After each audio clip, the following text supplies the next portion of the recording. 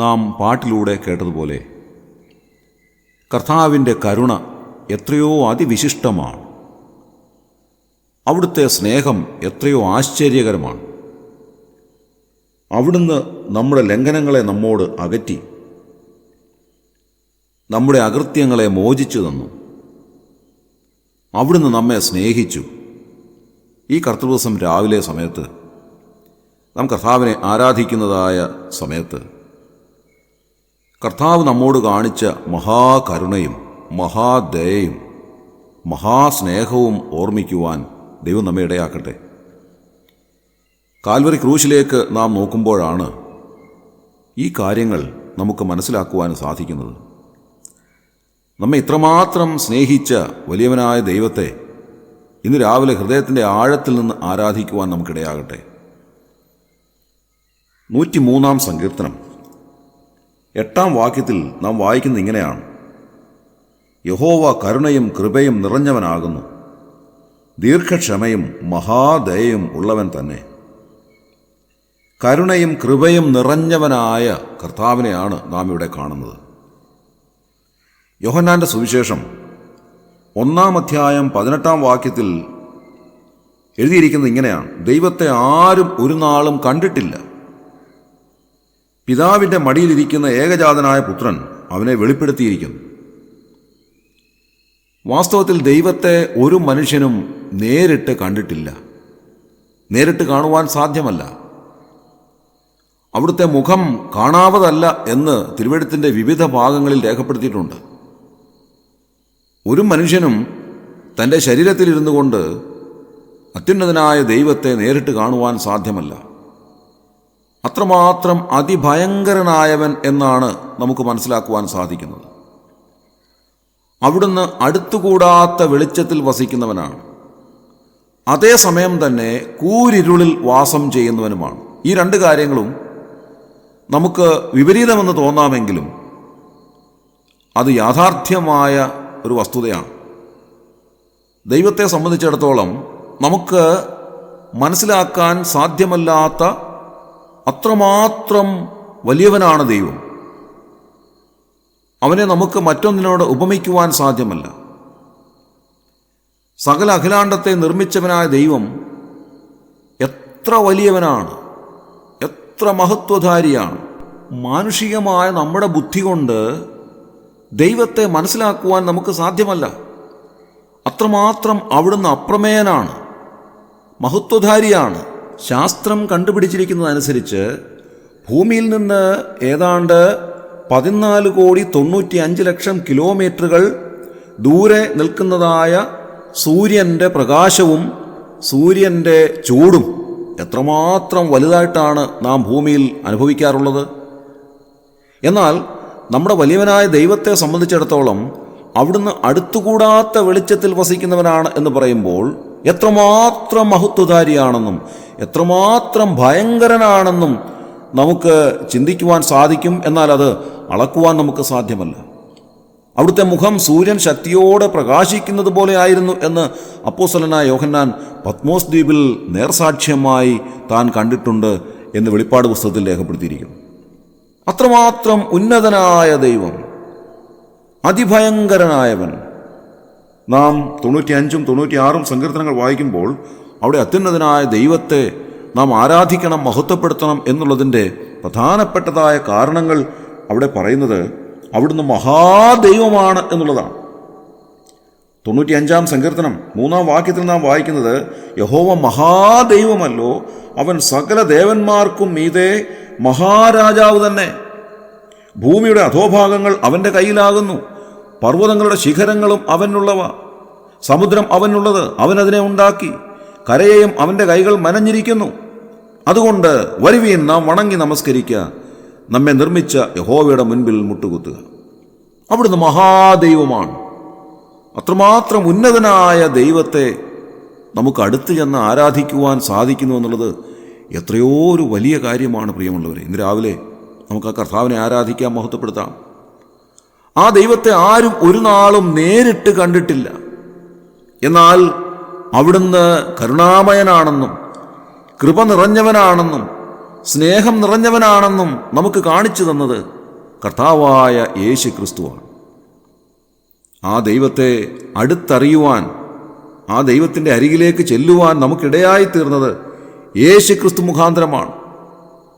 ആ യേശു ക്രിസ്തുവിലൂടെ അല്ലാതെ ഒരു മനുഷ്യനും പിതാവാം ദൈവത്തെ അറിയുവാനോ കാണുവാനോ സാധ്യമല്ല എന്ന് തിരുവെഴുത്ത് വളരെ വ്യക്തമായി നമ്മോട് പറയുകയാണ്.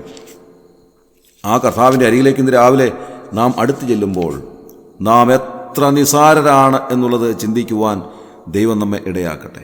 നാം അധിവസിക്കുന്നതായ ഈ പ്രപഞ്ചം എത്രമാത്രം വലുതാണ് എന്നുള്ളത് നാം ഒന്ന് ചിന്തിക്കുമ്പോൾ നമുക്ക് മനസ്സിലാക്കുവാനായിട്ട് സാധിക്കുന്നില്ല. നാം അധിവസിക്കുന്നതായ ഭൂമി ഉൾപ്പെടുന്ന സൗരയൂഥം, അതിൻ്റെ അപ്പുറത്തേക്ക് ചെല്ലുമ്പോൾ പിന്നീട് വീണ്ടും നക്ഷത്രജാലങ്ങളും അനവധിയായ ഗോളങ്ങളും പിന്നെ അങ്ങനെ അങ്ങോട്ട് പോവുകയാണ്. നക്ഷത്രമണ്ഡലങ്ങൾക്ക് അപ്പുറത്തേക്ക് പോകുമ്പോൾ അതിന് അവസാനമില്ലാത്ത നിലയിൽ, യാതൊരു അറുതിയുമില്ലാത്ത നിലയിൽ അങ്ങനെ അങ്ങോട്ട് നീണ്ടു പോവുകയാണ്. അനന്ത കോടി ഗോളങ്ങൾക്കപ്പുറത്തേക്ക് ഇത് നീണ്ടു കിടക്കുകയാണ്. ഇതിൻ്റെ അവസാനമെന്ന് പറയുവാൻ നമുക്ക് സാധ്യമല്ല. ഈ പ്രപഞ്ചത്തിൻ്റെ അനന്തത കണ്ടുകൊണ്ട് മഹാകവി കെ വി സൈമൺ സാറ് ഇങ്ങനെ പാടി: ആയിരം കോടി വാനഗോളങ്ങളെ താണ്ടി പോയിടും നിൻ മാർഗമോഹിക്കാവതോ കാണും ഗഗനതലമതു മനുജഗണനയും അതിശയിച്ചുയരും വിധൗ തവ ഭാഗ്യമഹിമയെ വാഴ്ത്താനാവതോ സൗഖ്യം ലേശമെങ്കിലുമുരപ്പാൻ നാവിതോ സൗഖ്യം ലേശമെങ്കിലുമുരപ്പാൻ നാവിതോ. ആയിരം കോടി വാനഗോളങ്ങളെ താണ്ടിപ്പോയാലും കർത്താവിൻ്റെ മഹത്വത്തിൻ്റെ അളവ് കണ്ടെത്തുവാൻ നമുക്ക് സാധ്യമല്ല. അവിടുന്ന് നിർമ്മിച്ചതായ പ്രപഞ്ചത്തിൻ്റെ അനന്തത മനസ്സിലാക്കുവാൻ നമുക്ക് സാധ്യമല്ല. അതിൻ്റെ അവസാനം കണ്ടെത്തുവാൻ നമുക്ക് കഴിയുകയില്ല. അത്രമാത്രം ഉന്നതനായ ദൈവം. ആ ദൈവം കരുണയും കൃപയും നിറഞ്ഞവനാണ്, ദീർഘക്ഷമയും മഹാദയയുമുള്ളവനാണ്. അവിടുന്ന് നമ്മുടെ ലംഘനങ്ങളെ നമ്മോട് അകറ്റി. അപ്പൻ്റെ മക്കളോട് കരുണ തോന്നുന്ന പോലെ യഹോവയ്ക്ക് തൻ്റെ ഭക്തന്മാരോട് കരുണ തോന്നുന്നു. ഇന്ന് രാവിലെ പ്രിയമുള്ളവരെ, ഈ ദൈവത്തെ ആരാധിക്കുവാൻ നമുക്ക് ലഭിച്ചതായ ഭാഗ്യത്തെ ഓർത്ത് നമുക്ക് ദൈവത്തിന് നന്ദി പറയാം. നാം എത്ര നിസാരരാണ്, നാം പൊടിയെന്ന് അവൻ ഓർക്കുന്നു എന്നാണ് എഴുതിയിരിക്കുന്നത്. അത്രമാത്രം നിസാരരാണ് നാം. എന്നാൽ പലപ്പോഴും ദൈവത്തിൻ്റെ മുൻപാകെ അടുത്തു വന്ന് നമ്മെ തന്നെ താഴ്ത്തുവാൻ നമുക്ക് സാധിക്കുന്നില്ല എന്നുള്ളത് നാം ചിന്തിക്കേണ്ടത് ആവശ്യമാണ്. ഇന്നത്തെ ദിവസം നാം കർത്താവിനെ ആരാധിക്കുവാൻ അടുത്തു വരുന്നതായ സമയത്ത് നമ്മുടെ ഹൃദയത്തെ ദൈവസന്നിധിയിൽ താഴ്ത്തി ഏൽപ്പിക്കേണ്ടത് ആവശ്യമാണ്. യഹൂദ റബ്ബിമാർ അവരുടെ ന്യായപ്രമാണം പകർത്തി എഴുതുന്നതായ സമയത്ത് അവർ ചെയ്തിരുന്നതായ ഒരു കാര്യം ഇങ്ങനെ കേട്ടിട്ടുണ്ട്. ദൈവം എന്നുള്ള പദം എഴുതുന്നതിന് മുൻപായി അവർ മഷിയിൽ മുക്കി എഴുതിക്കൊണ്ടിരിക്കുന്നതായ തൂവൽ താഴ്ത്തി വെച്ചിട്ട് പുറത്തുപോയി അവരുടെ മുഖവും കൈയും കാലും എല്ലാം കഴുകി അതിനുശേഷം തിരികെ വന്നിട്ട് വീണ്ടും തൂവലെടുത്ത് മഷിയിൽ മുക്കി ദൈവം എന്നുള്ളതായ പദം എഴുതും. വീണ്ടും എപ്പോഴൊക്കെ ദൈവം എന്നുള്ളതായ പദം എഴുതണമോ ആ സമയങ്ങളിലെല്ലാം അവർ ഇതേ കാര്യം ആവർത്തിച്ചിരുന്നതായി കേട്ടിട്ടുണ്ട്. കാരണം ദൈവം എത്രമാത്രം ഉന്നതനാണ്, നാം എത്രമാത്രം കൃമികീടങ്ങളാണ് എന്നുള്ളത് നാം ഓർക്കേണ്ടത് ആവശ്യമാണ്. എസ്രാ ശാസ്ത്രി ന്യായപ്രമാണ പുസ്തകം വിടർത്തി വായിക്കുവാൻ തുടങ്ങിയപ്പോൾ ജനമെല്ലാം എഴുന്നേറ്റ് നിന്നു, യാമങ്ങളോളം എഴുന്നേറ്റ് നിന്നതായി നാം എസ്രായുടെ പുസ്തകത്തിൽ വായിക്കുന്നുണ്ട്. അങ്ങനെ ദൈവത്തെ മഹത്വപ്പെടുത്തുവാനും ദൈവം മുൻപാകെ നമ്മെ തന്നെ താഴ്ത്തുവാനും കർത്താവ് നമ്മെ സഹായിക്കട്ടെ. പലപ്പോഴും നമ്മുടെ വാക്കുകളിൽ ദൈവത്തെ നാം നീ എന്ന് സംബോധന ചെയ്യുന്നതുകൊണ്ടായിരിക്കാം മലയാള ഭാഷയിൽ ദൈവത്തോടുള്ള ബഹുമാനം പ്രകടിപ്പിക്കുവാൻ നമുക്ക് സാധിക്കാതെ ഇരിക്കുന്നത് എന്ന് ഞാൻ വിചാരിക്കുന്നു. തിരുവെഴുത്ത് എഴുതിയപ്പോൾ അതിൻ്റെ പരിഭാഷയിൽ ബഹുമാനത്തോടുകൂടെയാണ് നീ എന്നുള്ളതായ വാക്ക് ഉപയോഗിച്ചത്. നീ എന്നും നിന്റെ എന്നും വാക്കുകൾ അതിൽ ഉപയോഗിച്ചിരിക്കുന്നത് സർവ്വ ബഹുമാനത്തോടും കൂടെയാണ്. എന്നാൽ ആ വാക്കുകൾ നാം നമ്മുടെ സാധാരണ ഭാഷയിൽ പലപ്പോഴും സാധാരണയായി ഉപയോഗിക്കുന്ന പദമായതുകൊണ്ട് അതിൻ്റെ ബഹുമാനം കുറഞ്ഞു പോയിട്ടുണ്ട് എന്ന് ഞാൻ കരുതുകയാണ്. അതുകൊണ്ട് നമ്മുടെ പ്രാർത്ഥനയിലും നമ്മുടെ വചനധ്യാനത്തിലും നീ എന്നുള്ളതായ പദം ഉപയോഗിക്കാതെ അവിടുന്ന്, അങ്ങ് എന്ന് ഉപയോഗിക്കുവാൻ നാം ശ്രമിക്കേണ്ടത് ആവശ്യമാണ് എന്ന് ഇന്ന് രാവിലെ ഞാൻ ഓർപ്പിക്കട്ടെ പ്രിയമുള്ളവരെ. കർത്താവ് എത്രമാത്രം ഉന്നതനാണ്. അവിടുന്ന് താഴ്മ ധരിച്ച് ഈ ലോകത്തിലേക്ക് ഒരു മനുഷ്യനായി ജനിച്ച് നമ്മുടെ പാപത്തിന് പരിഹാരം വരുത്തുവാൻ തക്കോണം കാൽവറി ക്രൂശിൽ യാഗമായി അർപ്പിക്കപ്പെട്ട ദൈവകുഞ്ഞാടായ കർത്താവായ യേശുക്രിസ്തുവിലൂടെ പിതാവാം ദൈവത്തെ നമുക്ക് കാണിച്ചു തന്ന ആ വലിയ സ്നേഹത്തിനായി ഇന്ന് രാവിലെ നന്ദിയോടെ സ്തോത്രം ചെയ്യാം. ആ ദൈവത്തെ നമുക്ക് ആരാധിക്കാം, മഹത്വപ്പെടുത്താം.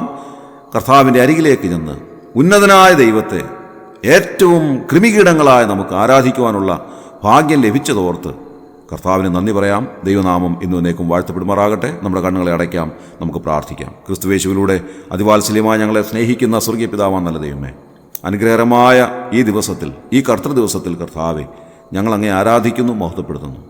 അവിടുന്ന് എത്രമാത്രം ഉന്നതനാണ് എന്ന് ചിന്തിപ്പാൻ ഞങ്ങളെ സഹായിച്ചതിനായ സ്തോത്രം. അവിടുത്തെ വലിപ്പം മനസ്സിലാക്കുവാൻ ഞങ്ങൾക്ക് സാധ്യമല്ലല്ലോ ദൈവമേ. അവിടുന്ന് കരുണയും കൃപയും നിറഞ്ഞവനാണെന്ന് ഞങ്ങൾ കേട്ടു കർത്താവെ. അവിടുന്ന് ദീർഘക്ഷമയും മഹാദയമുള്ളവനാണെന്ന് ഞങ്ങൾ ചിന്തിക്കുകയായിരുന്നു. അവിടുത്തെ സ്നേഹം ഞങ്ങൾ കാൽവറി ക്രൂശിൽ കാണുകയാണ്. ഇന്ന് രാവിലെ ഞങ്ങൾ അവിടുത്തെ ആരാധിക്കുന്നു, മഹത്വപ്പെടുത്തുന്നു. സർവ്വബഹുമാനവും സ്തുതിയും സ്തോത്രവും എല്ലാം ഞങ്ങൾ പുത്രൻ മുഖാന്തരം അവിടുത്തെ പാതാരവിന്ദങ്ങളിൽ അർപ്പിക്കുന്നു. യേശു ക്രിസ്തുവിലൂടെ സ്വീകരിക്കുമാറാകണമേ. ആമേൻ.